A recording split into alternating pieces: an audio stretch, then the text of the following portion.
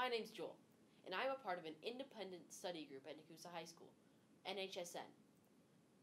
Today we have part 3 of 4 of our interviews with the 70th and 72nd District Assembly candidates. Today we're interviewing Scott Krug. Please. Hello, Mr. Krug. How are you doing today? Good, doing well. Thanks for having me in. I want to start off by introducing yourself. Sure, yeah. I'm Scott Krug, the state representative for the 72nd. I represent 4 counties in central Wisconsin. It's southern Wood County, northern Adams County, southern Portage County, and western Waushara County. Live in the town of Rome. Married, 6 kids.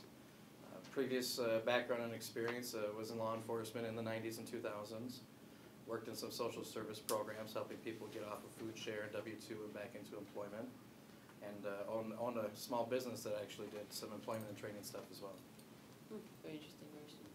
What prompted you to run for your assembly position? Yeah, it's one of my favorite stories. I mean, when I was in 4th grade, like all the rest of the kids in Wisconsin usually, I took that field trip to Madison. You get to walk through the chambers and see all the cool things in the Capitol building. And we went into the assembly chamber, and they had the big electronic voting boards up on the wall. And it was on. And if you take a look up there, excuse me, and the last name Krug was up on that voting board. I didn't know anything about politics or what they did in the Capitol, but just seeing that was something that drove me into getting more involved in the social studies and current events, and figuring out why people do what they do. And it really led me into law enforcement and social service work and all of the other things that got me into the assembly later in life, just because of that one field trip where somebody took the time to let us see what the state capitol is all about. All right. Based on your public voting record, you voted in favor of the voter ID requirements back in 2011. Do you still have the same viewpoint today? Yeah, absolutely.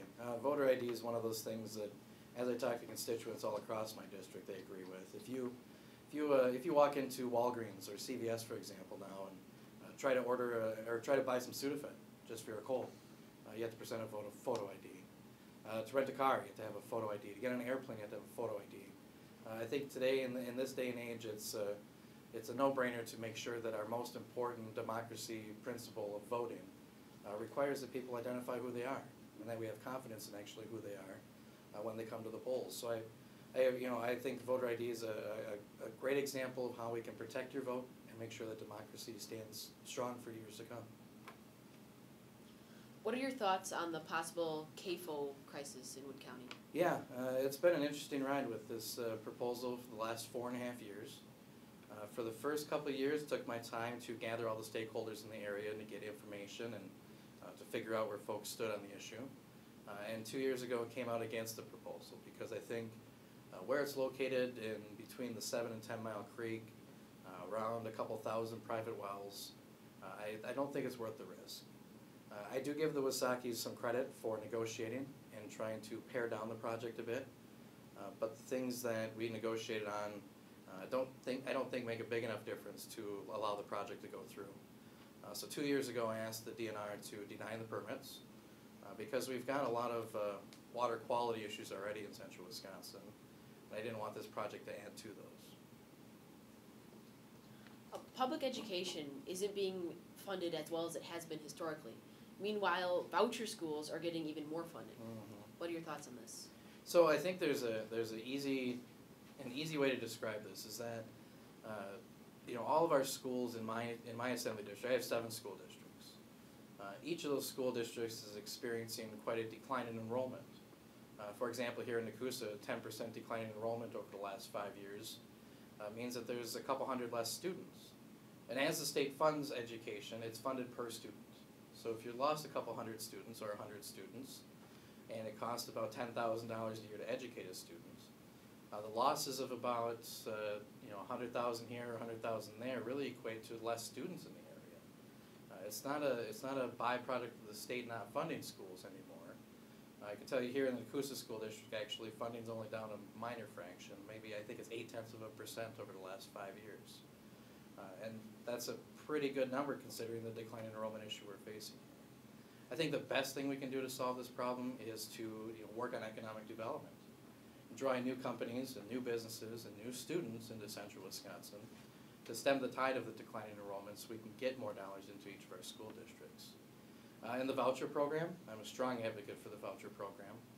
I think, you know, when it was created, it was a program for students who were impoverished in the urban areas like Milwaukee. And I think it's fair to say that Milwaukee doesn't own the poverty issue. We have high poverty in central Wisconsin, and most of Adams County that represents a huge high poverty area. So I need to find a way to make sure that those students who are in tough situations educationally can find the best opportunity possible.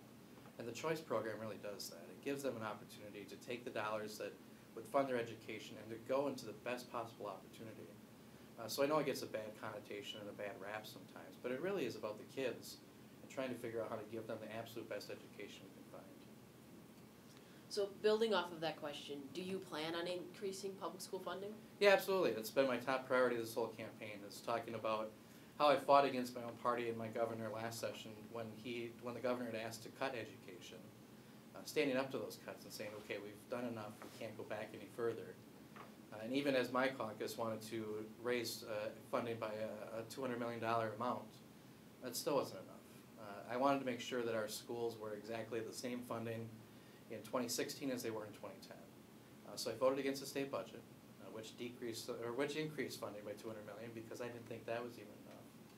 It's not just a dollar per dollar thing, though, that we can do to increase funding. We can do different initiatives. Like, for example, here in Nakusa, working with the school liaison officer at the high school to work on an exemption for safety issues, to make sure that more money can come in out of the revenue limit for increasing safety, increasing transportation costs, increasing fees, and increasing dollars that come in for other programs instead of just going dollar for dollar. So I think if we can give certain exemptions from the revenue limits, I think we'll have even better high schools and schools across the district.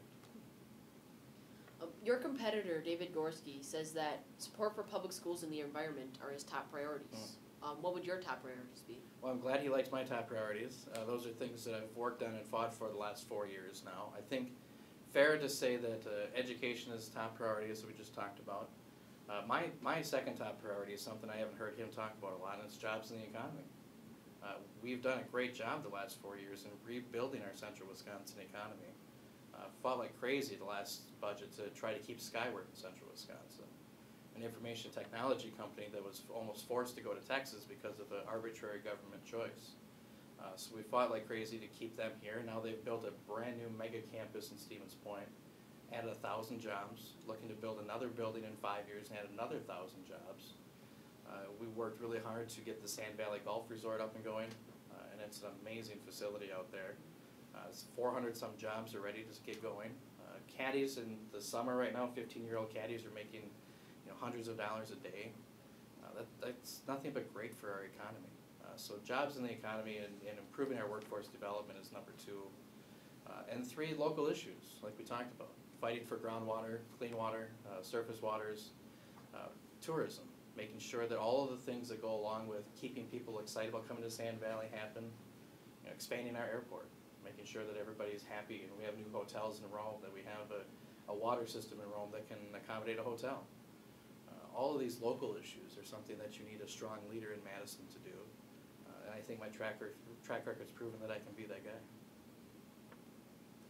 Do you plan on promoting environmental conservation? Yeah, I think the first meeting I ever took after I got elected in 2010 was to meet with the Packers Lake Group. Not the other Packers, the Packer Lake Group. And talking about phosphorus in our lakes and trying to figure out the blue-green algae situation and trying to understand where the extra phosphorus load is coming from. Is it coming from our, is it coming from pipes from companies dumping into the rivers, or is it coming from farmland, the ag runoff? So we wrote a bill 2 sessions ago that was one of the high points in environmental conservation, I think, for this district, where we work with the big companies like the Domtars or the other people like that who had typically put phosphorus into the river to say, we'd like you to help us fund local projects to help our farmers get some of this phosphorus off our fields too. So the combination between public and private partnerships will help even increase our environmental awareness and make it a better, cleaner place to live. Changing subjects here, how much has or will your campaign end up costing you by the end of the election season? That's a good question. I don't know if when I saw that we were going to talk about that, I don't know if I actually know a total. I think, as we go through, just to give you some ideas on what we do, I think it's, as we do mail pieces, they're probably $1,000 to send a mail piece out. So we'll probably do 5 or 6 of those. We in the past have done TV commercials, which can be amazingly expensive. Haven't done any TV this session. And the most of it's radio commercials besides that, and those are a little bit more than TV, or a little bit more than the mail, I should say. But a whole price tag, it's in the tens of thousands, but I don't know exactly what it's going to be in the end. Once we get through it, we're constantly working on fundraising to make sure we have what we need. And by the time we're done, we kind of just add it up and see where we're at. So it's always an expensive endeavor to run for public office, which is why it takes good people's skills to be able to go out there and raise those dollars that you need. But I think the main point about campaign fundraising is that the rules apply equally to both sides. So whatever I can do, my opponent's able to go out and do. So for those who say that they don't have access to the same things that I do, that's wrong. I mean, everybody has the same exact campaign fundraising rules, and I think we all do our best to make sure we get what we need. Well, thanks for coming in today. Yeah, absolutely. That was good. Do you have an email address or a website if people want to learn more? Yeah, I think the best email address would be my state email address, which is rep.krug@legis.wi.gov. Glad I remembered that. And then the office phone number is 608-266-0215. And I always give out my personal cell phone too, because I feel it's the best way to be connected to constituents.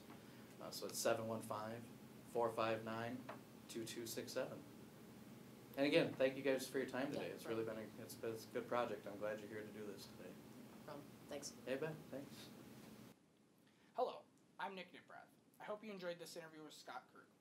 We were going to have a 4th part to this series of interviews, but we contacted Nancy Vandermeer, and she will be unavailable before the election. Thanks for watching, and have a great day.